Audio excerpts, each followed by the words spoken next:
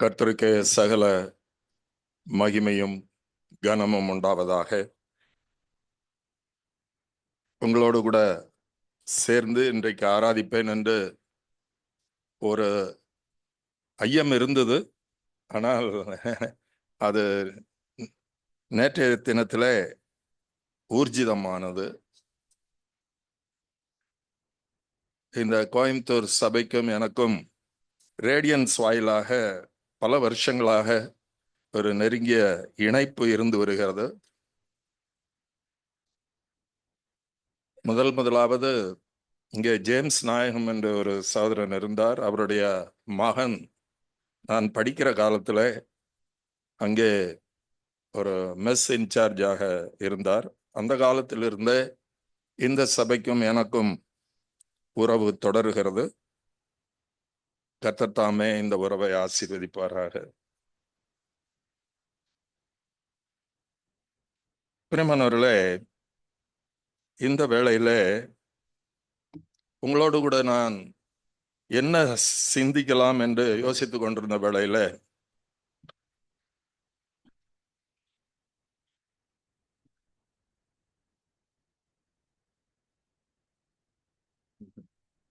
bilingual.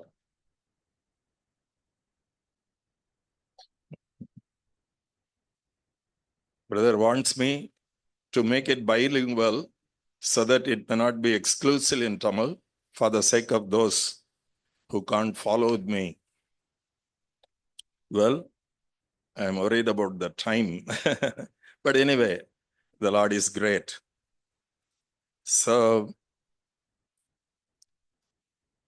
our verse for meditation this morning is Philippians chapter 3 and verse 20. இன்றைக்கு சிந்தனைக்காக பிலிப்பியர் 3ஆம் அதிகாரம் 20ஆம் வசனம். அதிலே முழுமையான வசனத்தை நான் எடுத்துக்கொள்ளவில்லை. It's only a part of that verse we are about to meditate. அதுல நம்முடைய குடியிருப்போ பரலோகத்தில் இருக்கிறது என்று சொல்லி பவுல் எழுதுகிறார். Our citizenship is in heaven. So that is the phrase on which we are about to meditate this morning. ஒவ்வொரு வேத சத்தியத்தையும் அதோடைய பின்னணியில் இருந்து நாம் வாசிக்கும் போதுதான் அது என்ன நோக்கத்தோடு எழுதப்பட்டதோ அதை முழுமையாக நாம் புரிந்து கொள்ள முடியும். So any teachings in the word of God, we'll have to read it along with the context so that we may get the full meaning out of it. So let us learn something about the city Philippi. Crenidus is the name of that Philippi city. It's one of the ancient cities. அந்த காலத்து பட்டணங்களிலே கிரெனிடஸ் என்கிறது ஒரு முக்கியமான பட்டணம். அதை தசியன் என்கிற பழங்குடிகள் அதில் இருந்தார்கள். ஆனால் கிமு 356 மாவீரன் அலெக்சாண்டருடைய தகப்பனாகிய 2ஆம் பிலிப் அது தசியர்களிடத்திலிருந்து அந்த பட்டணத்தை கைப்பற்றி தன்னுடைய பெயராலே அதை பிலிப்பி என்று மாற்றி அந்த மாசிதோனியா நாட்டுக்கு அதை தலைநகராக அவர் மாற்றிவிட்டார். அப்படி என்ன அந்த பட்டணத்துக்கு முக்கியத்துவம் என்று கேட்டால், அந்த பட்டணம் அந்த காலத்திலே அதிகமாக தங்கம் கொழிக்கிற பட்டணமாக இருந்தது. ஆகவே அந்த பட்டணம் ரோமருடைய காலத்திலும், கிரேக்கர் காலத்தில் மாத்திரமல்ல, ரோமர் காலத்திலும் அதிக முக்கியமான ஒரு பட்டணமாக இருந்தது. இப்போ before Christ in BC 356, this Crenidus, it was won over by Philip II, the father of Alexander the Great, and it became a Greek city, and it was made the capital of Macedonia. பின்பாக நாம் அந்த பட்டணத்தை பார்த்து வாசிக்கும் போது கிமு 168 பித்னா யுத்தத்திலே Macedonia முழுவதும் ரோமருடைய ஆதிக்கத்துக்கு உட்பட்டது. So before Christ in 168, the entire Macedonia, the Greek land, Greek country, was captured by the Romans. இப்போ in the year 42 before Christ, there was a war between Brutus and Cassius, and then Octavian and Antony. The two set of people, they fought with one another. At that time, the entire the city of Philippi was converted as a Roman settlement. அங்க இருந்த கிரேக்கர்கள் எல்லாம் வெளியேற்றப்பட்டு அந்த பட்டணம் ஒரு கிரேக்க பட்டணமாக இருந்த அந்த பிலிப்பி பட்டணம் இப்பொழுது ரோமர்களுடைய பட்டணமாக அது மாற்றப்பட்டது.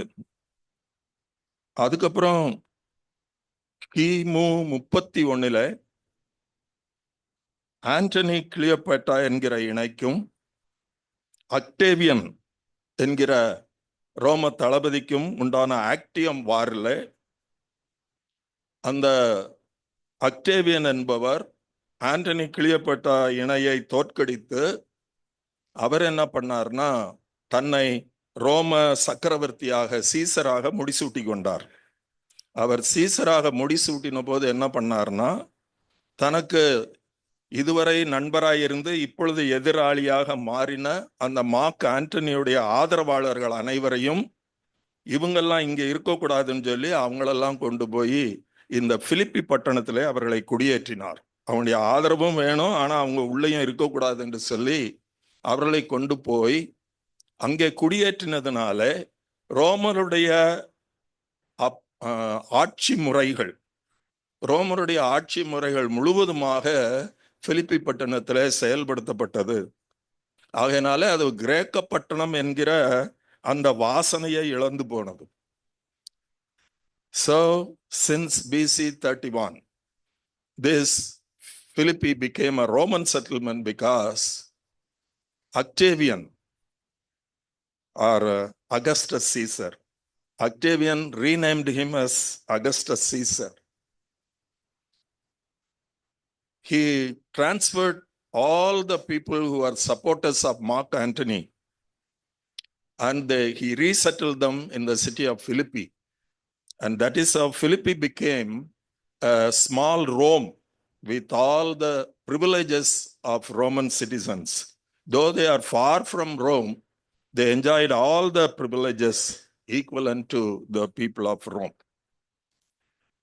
இந்த குறிப்பை லூக்கா எழுதும்போது அப்போஸ்தலர் நடபடிகள் 16 இப்படி எழுதுகிறார். So we read in the Acts of Apostles the same fact, how Philippi became a Roman settlement. Acts 16:21 ரோமராகிய நாம் Acts 16:12 அப்போஸ்தலர் 16:12 ரோமர் குடியேறிய பிலிப்பி என்று குறிப்பிடுகிறார். இது இந்த பின்னணி தெரியலன்னா என்னடா பிலிப்பி கிரேக்க நாட்டில் இருக்குது, ஆனா இந்த ரோமரோட சம்பந்தப்படுத்தி பேசிட்டு இருக்கிறாங்க அப்படின்னு சொல்லி நமக்கு யோசிக்க கூடும். ஆகவேதான் அப்படிப்பட்ட குழப்பம் வராமல் லூக்கா அதை ரோம குடியிருப்பாகிய பிலிப்பி என்று எழுதுகிறார். பிரியமானவர்களே, இப்போ இந்த ரோம குடியிருப்பாக பிலிப்பி பட்டணத்துல கர்த்தருடைய ஊழியத்தை பவுல் செய்ய போன போது அவருக்கு விரோதமாக அவர்கள் என்ன சொல்றாங்கன்னா ஆக்ட்ஸ் 16:21 அப்போஸ்தலர் 16:21 என்ன சொல்றாங்க, ரோமராகிய நாம் ஏற்றுக்கொள்ளவும் அனுசரிக்கவும் தகாத முறைமைகளை போதிக்கிறார்கள். Though Philippi happened to be a Greek city, now it is converted entirely into a Roman city, and the people call themselves as Romans. That's what we read in verse 21. ரோமராகிய நாம் ஏற்றுக்கொள்ளவும் அனுசரிக்கவும், quite contrary to the Roman culture. That's what they said about the preachings of Paul and Silas. பிரியமானவர்களே, இப்போ ஏன் இதெல்லாம் நம்ம பார்க்கிறோம் அப்படின்னா, இந்த குடி உரிமை பற்றி நாம் சிந்திக்கிறதுக்கு இதெல்லாம் அவசியமா இருக்கிறது. All this background are necessary so that we may understand what does it mean to be a citizen of heaven. பிரியமானவர்களே, பவுல் அங்க போன போது அங்கே ஒரு ஜெப ஆலயம் இருக்கவில்லை. காரணம் என்னன்னா, அங்க யூதர்கள் இல்லை. யூதர்கள் எங்கெல்லாம் இருக்காங்களோ, அதாவது புரஜாதிகள் மத்தியில பவுல் போகும்போது முதலாவது அவர் தன்னுடைய ஊழியத்தை ஜெப ஆலயங்களிலே தான் துவக்குவார். ஆனா பிலிப்பி பட்டணத்துல surprisingly there was no Jews. There were neither Jews nor a synagogue for him to start his ministry as it was his custom with other places.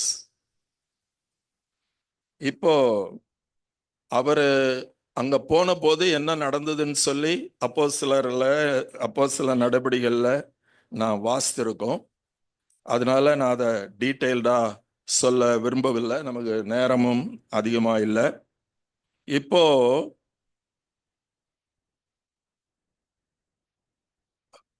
during the course of Paul's ministry, there came a woman behind him crying that these were the men of God. These are the servants of God. And at one point of time, Paul got irritated and he scolded the spirit, and she lost the spirit, and thereby she was unable to be a soothsayer anymore. அங்கே ஒரு பிசாசு பிடித்த பெண் இருந்தால், அவள் குறி சொல்லுகிறவளாக இருந்தாள். பவுலுக்கும் சீலாவுக்கும் பின்னாடி வந்து இவர்கள் ஜீவனுள்ள தேவனுடைய ஊழியக்காரர் என்று சொல்லிக்கொண்டே வந்தால், பவுல் ஒரு நாள் கோபப்பட்டு அந்த ஆவியை அவளிடத்திலிருந்து துரத்தி போட்டார். இப்போ அவள் ஒரு அடிமையாய் இருந்ததுனால அவளுடைய எஜமான்கள் இவளை வைத்து அவள் குறி சொல்லுகிறதுனால அதிக லாபம் சம்பாதித்து கொண்டிருந்தார்கள். ஆனால் இப்பொழுது அந்த ஆவி துரத்தப்பட்டதுனால அவங்களுக்கு வருமானம் இல்லாம போயிடுச்சு. வருமானம் இல்லாமல் போனால் கோபம் அடைந்து என்ன பண்ணாங்கன்னா, பவுலையும் சீலாவையும் பிடித்து அங்கே இருந்த மேஜிஸ்ட்ரேட் முன்பாக கொண்டு போய் விட்டார்கள். அங்க போய் என்ன சொல்றாங்கன்னா, ரோமராகிய நாம் கை கொள்ள முடியாத சில காரியங்களை இவங்க நம்ம தலையில கட்டுறாங்க அப்படின்னு சொல்லி குற்றம் சொன்னாங்க. ஆனா அவங்களுடைய மெயின் ப்ராப்ளம் என்னன்னா, இன்கம் போயிருச்சு. அதை போய் அவங்க கோர்ட்ல சொல்லலை. இன்றைக்கு லாயர்லாம் சொல்ற மாதிரி சம்பந்தம் இல்லாத ஒன்னதான் கேஸுக்கு ஆர்கியூ பண்றாங்க. அதை நீங்க பார்த்துருப்பீங்க. அதனால என்ன ஆச்சுன்னா, யூதர்கள் என்று சொன்னதுனால அந்த மேஜிஸ்ட்ரேட் என்ன சொன்னாருன்னா, இவங்க ரெண்டு பேரையும் பிடிச்சு சாத்தி நீங்க ஜெயில கொண்டு போய் நல்ல பாதுகாப்பா இவங்கள போடுங்க அப்படின்னு சொன்னார். So Paul and Silas were arrested, taken before the magistrate because they preached the gospel. Because it was claimed that they were introducing something quite contrary to the Roman culture. So the magistrate, without going deep into the matter, he gave the verdict that these two people must be beaten thoroughly and must be put behind the safest prison. பிரியமானவர்களே, அந்தபடி இவங்க ரெண்டு பேரும் ஜெயில போடப்பட்டது மாதிரி நல்லா அடிச்சு சட்டையை கிழிச்சுன்னா நம்ம நல்லா யோசிக்கணும். அந்த காலத்துல நம்மள மாதிரி அடிக்கடி சட்டை மாத்தக்கூடிய பழக்கமோ வசதியோ இருந்ததில்லை. ஒரு அங்கினா 15-20 வருஷத்துக்கு ஒரே அங்கிதான். அதை எளிதாக அழுக்காக்கவும் முடியாது, அதை துவைக்கவும் முடியாது. So that is the reason why what Jesus was wearing, they put caste within themselves so that they may choose who can own it. இயேசுவானவருடைய அங்கிக்காக அவருடைய சீட்டு போட்டாங்கன்னா காரணம் அதுதான். அதாவது அங்கி it was so costly in those days. தொற்கால அதனாலதான் யாருக்காவது அங்கில ஓட்ட கிழிசல் இருந்தா அந்த அம்மா தச்சு கொடுத்துட்டு இருந்தாங்கன்னு வேதத்துல போட்டிருக்க.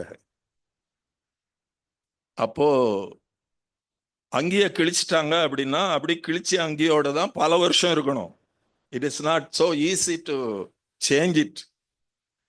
அந்த மாதிரி ஒரு சமாச்சாரம். அப்படியே சட்டையில கிழிச்சு கொண்டு போய் ஜெயிலில் போட்டாங்க. பிரியமானவர்களே, அப்போ என்ன ஆச்சுன்னு நமக்கு தெரியும். It was mid night and these people were suffering with severe pain and they could not sleep.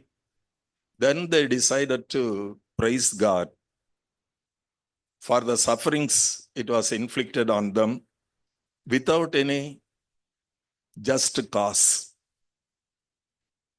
அவங்க அப்படி கர்த்தரை துதித்து பாடின போது சிறைச்சாலை அதிர்ந்தது, கதவுகள் திறவுண்டது, எல்லாருடைய கட்டுகளும் எழுந்து போயிட்டு. அவங்க பாட்டு பாடும்போது எல்லா கைதிகளும் அதை கேட்டார்கள்.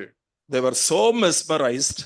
அவங்க கையில இருந்த விலங்குகள்லாம் கீழே விழுந்து கதவெல்லாம் திறந்தாலும் no one attempted to escape. அங்க பார்த்தோம்னா when these people sang, they were so mesmerized that even when they were relieved of their bondages and the doors of the prison got open, they didn't make any attempt to run away or escape.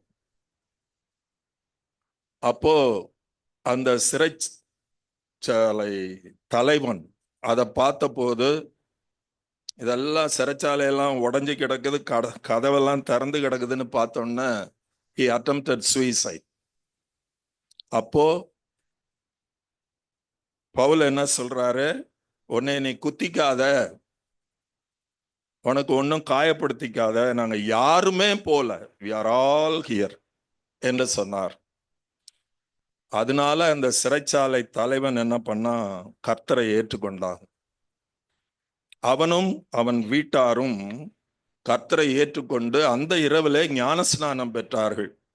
அப்ப பவுலை வீட்டுக்கு கூட்டு போய் அவருடைய காயத்துக்கெல்லாம் மருந்து போட்டு அவங்களுக்கு சாப்பாடு கொடுத்து சிறைச்சாலை தலைவன் அவரை கவனிக்கலானான். பிரியமானவர்களே, ஒரு சின்ன நோட்டை நாங்க சொல்லணும், டைம் ஆனாலும் பரவாயில்ல. நிறைய நேரம் காஸ்பல் சொல்லும்போது believe on the lord Jesus Christ and thou shall be saved, இதைத்தான் நம்ம பயன்படுத்துறோம். But the actual teaching of the word of God is repent for the kingdom of God is at hand. இந்த ரிப்பன்டன்ஸை பத்தி அதிகமா இன்னைக்கு சுவிசேஷம் அறிவிக்கிறவர்கள் சொல்லுகிறது இல்லை. அப்போ விசுவாசி அப்படின்னா கர்த்தர் தான் அப்படின்னு நீ நம்பினா போதும் உனக்கு ரட்சிப்பு வரும்னு சொல்றாங்க. That is not the right gospel. Without repentance, there is no salvation. பாவ வழிகளை விட்டு திரும்பினால் ஒழிய ரட்சிப்பு இல்லை. அப்படின்னா விசுவாசம்னா என்ன பேரு?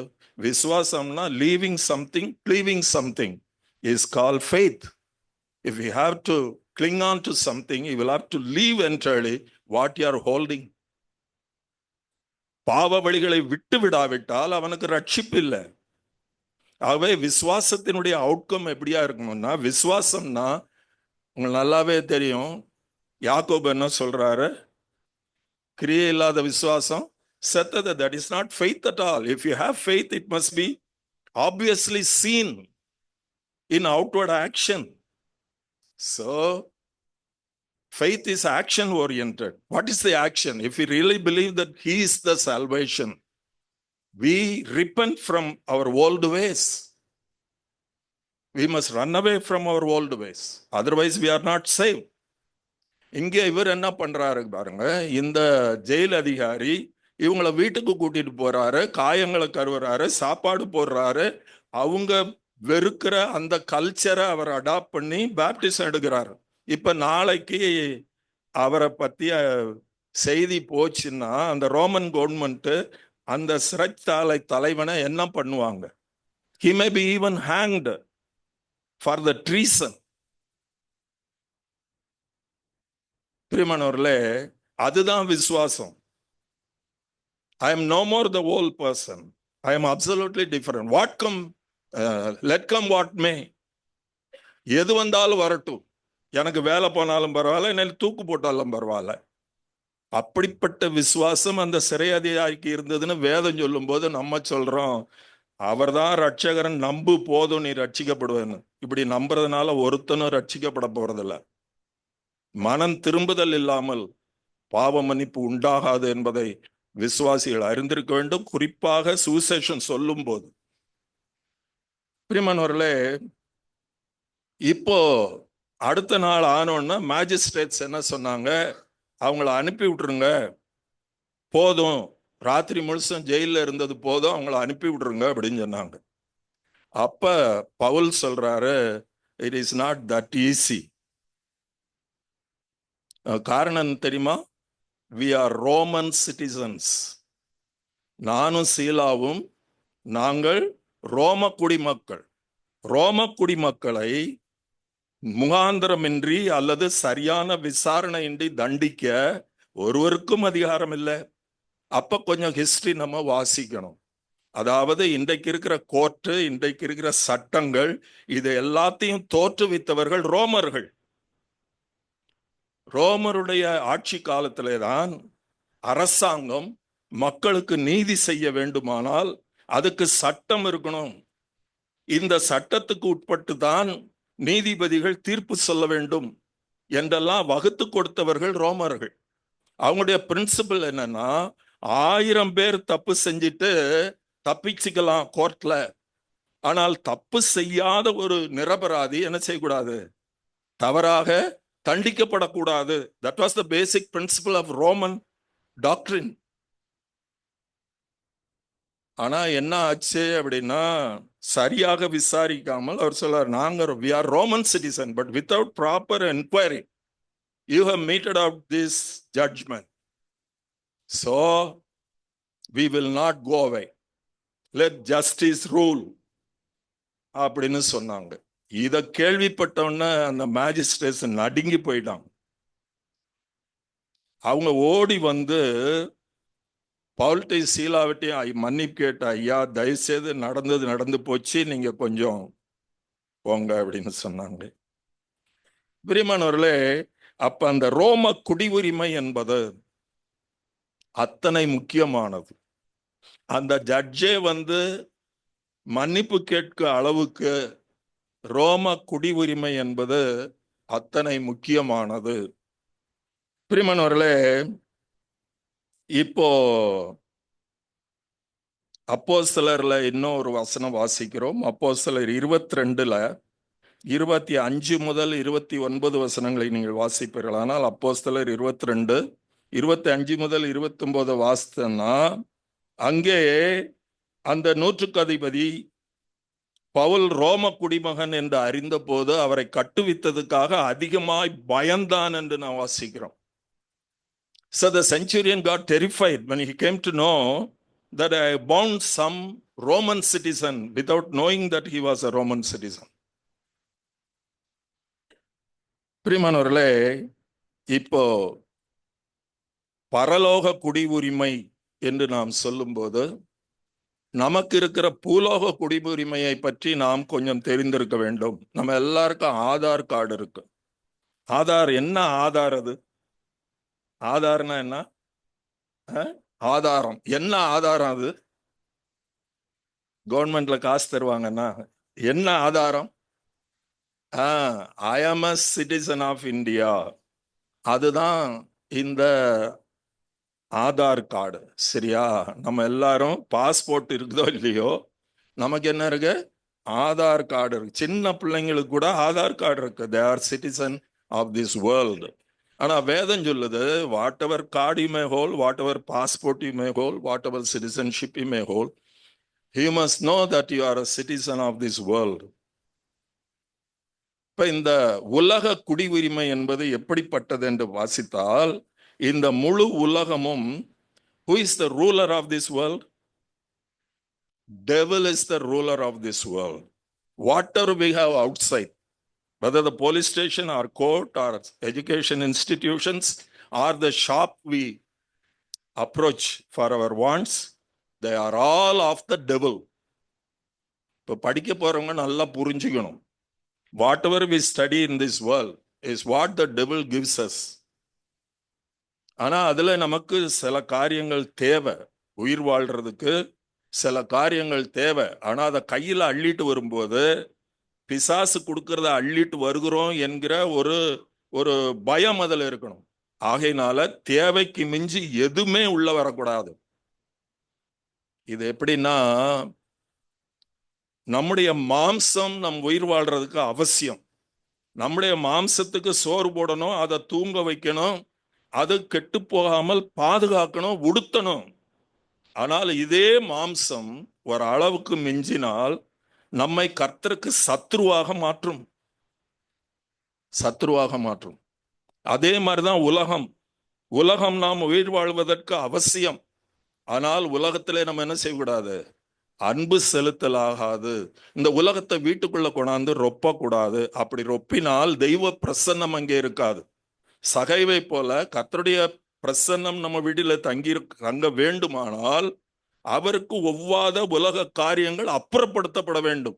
அப்படி அப்புறப்படுத்தப்படாத வீடுகளிலே என்னுடைய ஸ்டேட்டஸ்க்கு இதெல்லாம் இருக்கணும் அப்படின்னு ஒரு விசுவாசி நினைச்சார்னா உன்னுடைய ஸ்டேட்டஸ் இருக்கும். கர்த்தருடைய பிரசன்னம் அங்கே இருக்க ஒரு வாய்ப்பும் இல்லை என்பதை நாம் புரிந்து கொள்ள வேண்டும். கர்த்தருக்கு ஒவ்வாத காரியங்கள், கர்த்தருக்கு ஒவ்வாத நிகழ்ச்சிகள் நம்முடைய வீட்டிலே இருக்குமானால் கர்த்தர் he cannot coexist with something ugly and unwarranted and sinful. So we must be very careful. பிரியமானவர்களே, இப்போ இந்த பிசாசுக்கு சொந்தமான உலகத்திலே தெய்வம் தன்னுடைய ராஜ்யத்தை ஸ்தாபிக்கிறவராக வந்தார். What is the purpose of Christ coming into this world?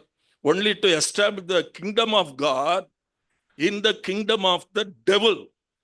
அதற்காகத்தான் இயேசு இந்த உலகத்திலே வந்தார் என்று நான் வாசிக்கிறோம். Shall we go to one verse?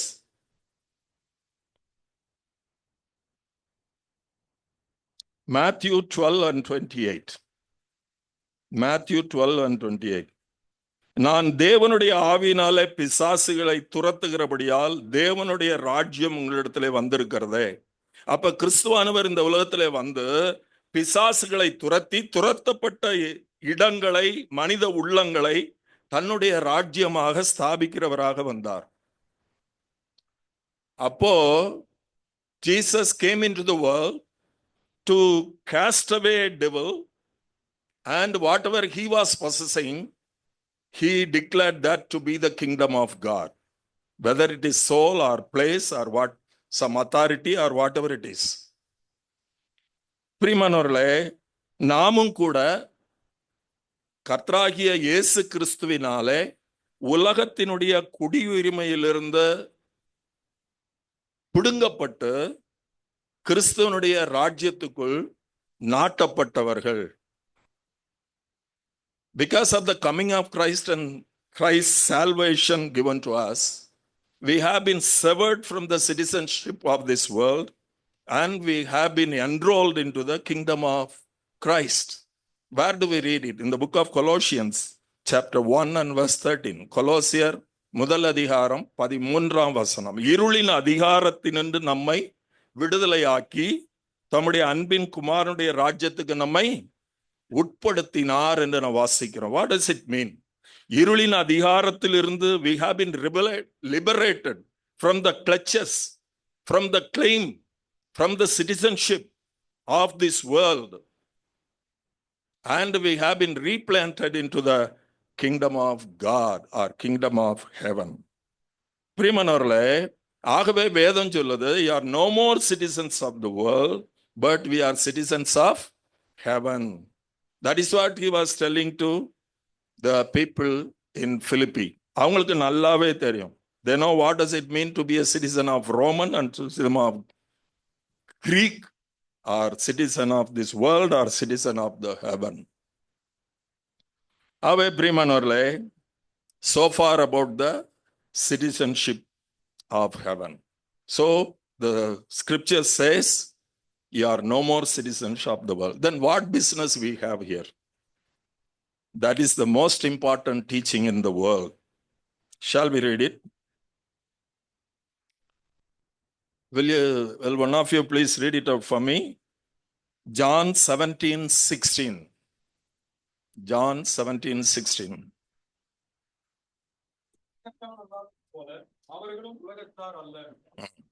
So it's very clearly written here that we are no more citizens of this world. We may be holding an Aadhaar card, but we should understand we have been severed from the power and clutches of this world. ஆனா அப்படிதான் நம்ம இருக்கிறது இல்லை. We call ourselves citizens of heaven. We fill our home with all the worldly filth that the devil is supplying. Whereas TV or cell phone, whatever we hold, we will have the best of it. We don't want to have anything second-handed. That is the very indication that we have lost the sight that love of the world is really dangerous. If we start loving the world, we have already lost the love for God, our sincerity, our truthfulness to God. If you are really a child of God, we will hesitate to spend our money to possess the world, whatever it is, whether it's a washing machine or whether it's a air conditioner, whatever it is the devil is selling. If you are really, sincerely, we are Christians, we will hesitate, think twice, because Paul says, I have the ability and right to possess anything of this world, but I must know that it will not be matching for a citizen of heaven. And another thing he says, that it will not edify. உலகத்துல இருக்கிற எல்லாத்தையும் வாங்குறதுக்கு அங்க பைசாவும் இருக்கு, உரிமையும் இருக்கு. ஆனால் நான் வாங்க மாட்டேன். ஏன் அப்படின்னா அது ஒரு பரவ குடிமகனுக்கு என்னவா இருக்காது, ஒத்ததா இருக்காது. அது மாத்திரமல்ல, அது பக்தி விருத்தியை உண்டாக்காது. இப்போ நல்ல சைஸ் டிவியை வாங்கி வச்சுட்டேன்னா கர்த்தருக்கு கொடுக்க வேண்டிய நேரத்தை அது திருடுமே தவிர எந்த வகையிலையும் பக்தி விருத்தியை அது உண்டாக்காது. அப்படிப்பட்ட ஒரு இன்வெஸ்ட்மெண்ட் ஒரு உண்மையான விசுவாசிக்கு தேவையா? When you know that we don't have any spare time to kill before TV, why should you buy it then? What for? Have you ever thought about it? Can you place the hand on all the possessions you have on earth and say, all this will edify me? Don't you know that we lost our spirituality mainly because some of the comforts we have brought in? Many of us will never think about that. பிரியமானவர்களே, உலகத்தினுடைய பொருள்கள் எல்லாம் நமக்கு கர்த்தர் கொஞ்சம் வருமானத்தை கொடுக்கறதுனால அதை உள்ள கொண்டு வர்றதுக்கு கொஞ்சம் கூட நம்ம என்ன செய்யறதில்ல. இப்ப நான் வாங்கிட்டு வந்தது எனக்கு பாதகமா இல்லாம இருக்கலாம். It may spoil the character of my wife or my children. We never think about it. Devil is very subtle. He may say, after all, it has come into your house, but you have not in any way gone back in your spiritual life. Maybe. But the devil has already set foot in your house so that he may play on the lives of others. Priyamanavர்களே, okay, now let us go back to this. When what the Lord does, he sends us back. He says that you are not of the world, but he sends us back into the world. Shall we read the same John 17 and verse 18? நீர் என்னை உலகத்தில் அனுப்பினது போல நானும் அவர்களை உலகத்தில் அனுப்புகிறேன். The Lord says, though they have been severed from the citizenship of this world, I am sending them again into this world as foreigners for temporary existence. நீர் என்னை அனுப்பினது போல இந்த பிசாசினுடைய உலகத்துக்குள்ளே ஓநாய்களுக்குள்ளே ஆட்டுக்குட்டிகளை அனுப்புகிறது போல பகைக்கிற இந்த உலகத்துக்குள்ளே நான் அவர்களை அந்நியர்களும் தற்காலிகமாக வாழுகிற பயணிகளுமாக நான் அனுப்புகிறேன் என்று இயேசுவானவர் சொல்லுகிறார். அப்படி அனுப்பப்பட்டாலும் கர்த்தருக்கு துரோகம் செய்ய மாட்டோம், இந்த உலகத்தோடு காம்ப்ரமைஸ் பண்ண மாட்டோம் என்கிற நம்பிக்கையில இந்த உலகத்துக்குள்ளே நம்ம அனுப்பி இருக்கிறார். அப்பனா நம்ம எப்படி இருக்கணும்? 1 பேதுரு 2ஆம் அதிகாரம் 11ஆம் வசனம், 1 Peter 2:11. பிரியமானவர்களே, அந்நியரும் பரதேசிகளுமாயிருக்கிற நீங்கள். So who are we in this world? We are not of this world. அந்த உரிமை எல்லாம் போயிடுச்சு. நாம் பரலோக குடிமக்களாக மாற்றி இருக்கிறோம். ஜீவ புஸ்தகத்துல நம்முடைய பெயர் எழுதப்பட்டிருக்கிறது. அப்படின்னா இந்த உலகத்துல நம்ம யார் என்று கேட்டீர்களா?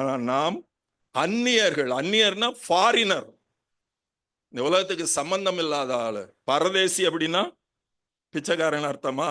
இல்ல.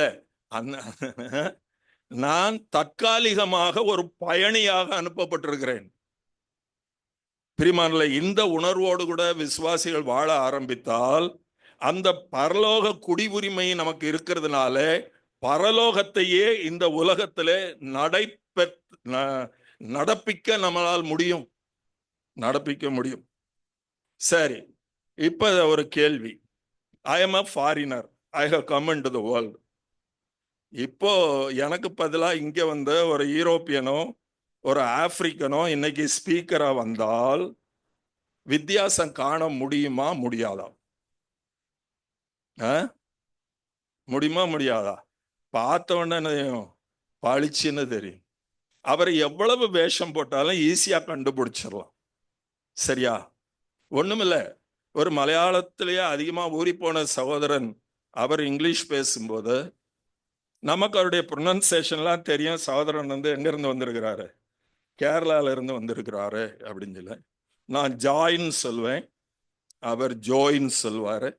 நான் காலேஜ்னு சொல்வேன், அவரு காலேஜ்னு சொல்லுவாரு. அப்ப we cannot hide. அது வெளிப்படுத்தும்.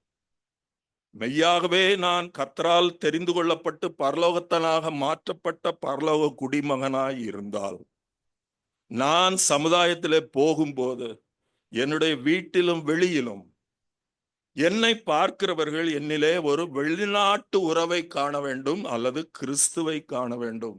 நான் உண்மையாகவே அந்நியனாய் இருந்தால், if I am truly a foreigner and a citizen of heaven, and if I have been sent into this world, the citizens of this world should see a total difference in my appearance, in my habits, in my behavior and everything.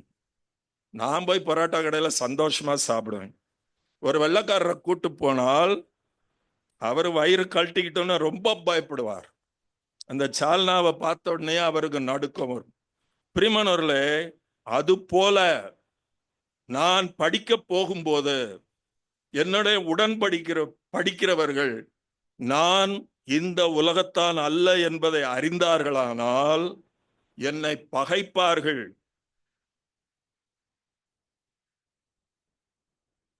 படிக்கிற காலத்திலேயே பிள்ளைகளுக்கு சொல்லி அனுப்பணும், நீ mark வாங்கி ஒன்னும் சாதிக்க வேண்டாம், போற இடத்துல கர்த்தருடையவள் கர்த்தருடையவன் என்பதை நிலநாட்டு போதும் என்று சொல்லி பெற்றோர்கள் சொல்லி அனுப்பணும். We concentrate so much on the marks at the cost of character. What is so important? The character is so important rather than the marks. But though we call ourselves believers, we concentrate more on the marks, not on the conduct or character. How pitiful it is. What should we educate our children? Don't concentrate on marks. Vedavasanam சொல்லுது, seek ye the kingdom of God first, and all these things shall be added unto you. You concentrate only on the behavior and conduct of your children, and mark shall be added unto you. I am not talking you a theory. நான் உங்களுக்கு ஒரு theory பேசவில்லை, நடைமுறையிலே நான் அனுபவித்தவன். நான் படிக்க போகும்போது நான் சொன்னேன், ஆண்டவரே நான் படிச்சு கிழிக்க வேண்டாம், நான் அறகுறை என்னை இதுக்குள்ள அனுப்புறீங்க, என் கூட படிக்கிறவர்கள் எனக்கு கிளாஸ் எடுக்கிறவங்க இந்த மேனேஜ்மெண்ட் அவங்க தெரிஞ்சுக்கணும் நான் கர்த்தருடைய பிள்ளை என்று சொல்லி அப்படின்னு நான் போனேன். அங்க பிரியமானவர்களே, அங்கே நான் படிக்கிற கால பரியந்தம் எப்ப பார்த்தாலும் மீட்டிங்க. அப்படி உங்களுக்கு தெரியுமா, நான் 17 வயசா இருக்கும் போதே கர்த்தர் எனக்கு இந்த வேதத்தை எடுத்து பிரசங்கம் பண்ண வேண்டிய பொறுப்பை கொடுத்தார். அதிலிருந்து 1965 இருந்து இந்த 25 வரைக்கும் நான் இந்த வேதத்தை வாசிக்கவும் அதை இதை மாதிரி ஷேர் பண்ணவும் தான் கர்த்தர் என்னை உபயோகித்து வருகிறார். அப்போ எனக்கு டைமே இருக்காது. எங்களுக்கு இன்ஜினியரிங்ல நிறைய பிளேட்னா டிராயிங் நிறைய அட்டையில வரையணும், அதெல்லாம் டைமுக்கு சப்மிட் பண்ணணும். அதே மாதிரி ஃபிசிக்ஸ் ரெக்கார்டு இருக்கும், கெமிஸ்ட்ரி ரெக்கார்டு இருக்கும், அதே மாதிரி ஹைட்ராலிக்ஸ் லேப் இருக்கும், ஹீட் என்ஜின்ஸ் லேப் இருக்கும். இது எல்லாமே அந்த ரெக்கார்ட்ஸ் எல்லாம் சப்மிட் பண்ணணும். அப்ப படிக்கிறதுக்கே டைம் இருக்காது. அப்ப இந்த ரெக்கார்ட்ஸ் எல்லாம் எதுக்கு டைமு? இதுல ஊழியம் வேற.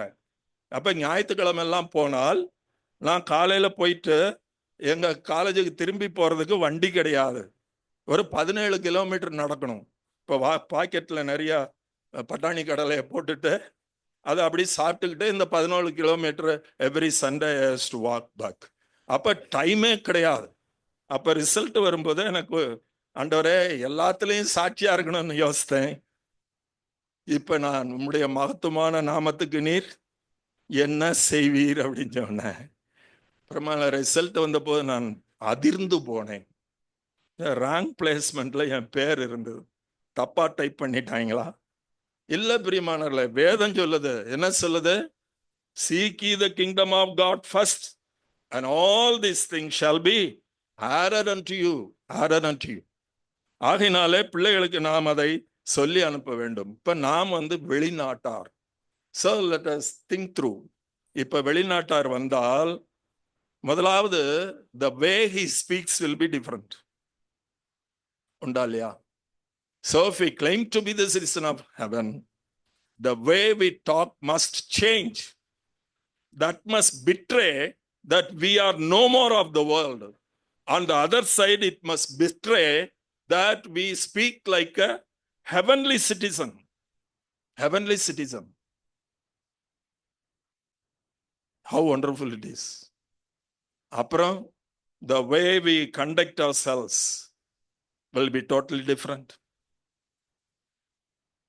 நம்ம யோசித்து பார்க்கிறோமா? ரொம்ப ஈஸியா சொல்லிட்டாரு பவுல். நம்முடைய குடியிருப்போ, அவர் குடியிருப்போன்னு தமிழ்ல போட்டிருக்கிறாங்க. ஆனால் அதோடைய அர்த்தம் என்னன்னா, என்னுடைய குடி உரிமை. என்னுடைய குடி உரிமை எங்க இருக்கு? பரலோகத்தில் இருக்கு. நான் பரலோகத்தான். இந்த உலகத்திலே பரதேசியாக, அந்நியனாக அனுப்பப்பட்டிருக்கிறேன். இந்த எண்ணத்தோடு கூட கர்த்தருடைய வருகை மட்டும் நாம் வாழ்ந்தோமானால், இந்த உலகத்தான் பேசுகிறது போல, கடையில போய் வாங்குறது போல, வீட்டிலே தன்னுடைய நேரத்தை கொலை செய்கிறது போல என்னால் செய்ய முடியாது. Many Christians, they try to enjoy the world as others. Entertainments. So many games to kill time. ஆனா எஃபிஷியன்ஸ்ல பவுல் என்ன சொல்றாருன்னா, நாட்கள் பொல்லாதவை ஆகதால் காலத்தை என்ன செய்யுங்க, பிரயோஜனம். Even every minute is so precious. we can't afford to waste it. இந்த இதெல்லாம் நமக்கு தேவை. பிரியமானவர்களே, நான் அந்த கேம்ப்ல சொன்னது மாதிரி திரும்ப சொல்றேன். நமக்கு நிறைய காரியங்கள் ரிமைன் பண்ணப்பட வேண்டும். ஆகையினால வீட்டை சுத்தி நமக்கு ஆசீர்வாதமா எழுதி தொங்க விட்டுருக்கிற மாய்மாலமான வசனங்கள் எல்லாம் கழட்டி குப்பை தொட்டியில கொண்டு போய் போட்டுட்டு, நீங்க எழுத வேண்டியது கர்த்தர் என்னென்ன காரியங்களை எச்சரிக்காரோ நம்ம பிள்ளைங்களுக்கு முன்னாடி எழுதி போட்டிருக்கணும். நாட்கள் பொல்லாதவைகளாதால் காலத்தை பிரயோஜனப்படுத்துங்கள். ஆகாத சம்பாஷணை நல்லொழுக்கத்தை கெடுக்கும். மனுஷர் பேசும் ஒவ்வொரு செல்போன்ல எழுதி விட்டு, செல்போன் பின்னாடி ஒரு வசனம் ஒட்டி இருக்கணும். என்ன வசனம்? என்ன வசனம்? மனுஷர் பேசும் வார்த்தைகள் யாவற்றையும் குறித்து நியாய தீர்ப்பு நாளிலே கணக்கு ஒப்புவிக்க வேண்டும். இப்படி வசனம் ஒட்ட ஆரம்பிச்சோம்னா ஆவியானவர் கிரியை செய்வார். ஆசீர்வாதமான வசனத்தை ஒட்டணும்னா பிசாசு தான் ஏமாத்திட்டு இருப்போம். பிரியமானவர்களே, கர்த்தர் தாமே தொடர்ந்து நம்மை ஆசீர்வதிப்பாராக. எந்த அளவுக்கு தமிழ் தெரியாதவங்களுக்கு நான் ஜஸ்டிஃபை பண்ணேன்னு எனக்கு தெரியாது. ஆனால் the fact remains that we have been severed from the citizenship of this world and we have been re-registered as citizens of heaven. Our names are written in the book of life, and God has declared that I am sending you back into this world so that you may exhibit that you do not belong to this world. You are totally a foreigner. With this conscience, let us go back into this world and exhibit that we do not belong to this world. We will not talk the way the world speaks. We will not eat the way the world eats. We will not dress the way the world dresses. Foreigner வந்தா நிறைய வித்தியாசம் அவன் dress பண்றதுல. பிரியமானவர்களே,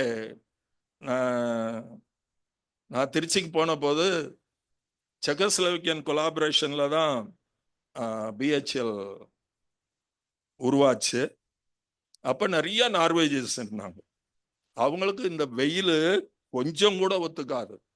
இப்ப ladies எல்லாம் சட்டையே போட மாட்டாங்க, சும்மா பேருக்கு துணியா கட்டிக்கிட்டு அவங்களுக்கு வெக்கமே இருக்காது. ஏன்னா அவங்களுக்கு இந்த வெயில் அவங்களால தாங்கவே முடியாது. ஆச்சரியமா இருக்கு.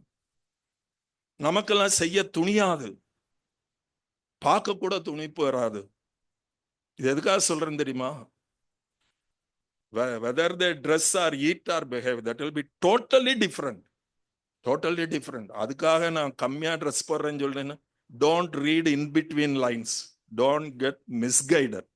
Our moderation in dress should indicate that we belong to Christ. உலகத்துல எவன் வேணாலும் எப்படி ட்ரெஸ் பண்ணிக்கிட்டோம், நான் கர்த்தருக்கு பயந்தவன் பயந்தவள் என்பது என்னுடைய ட்ரெஸ்ஸே காட்டி கொடுக்கும் என்பதை மனதில் வைத்து பியூட்டி பார்லர் எல்லாம் தவிர்த்து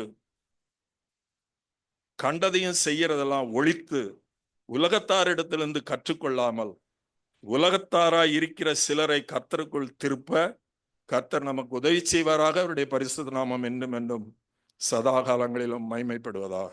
ஆமென்.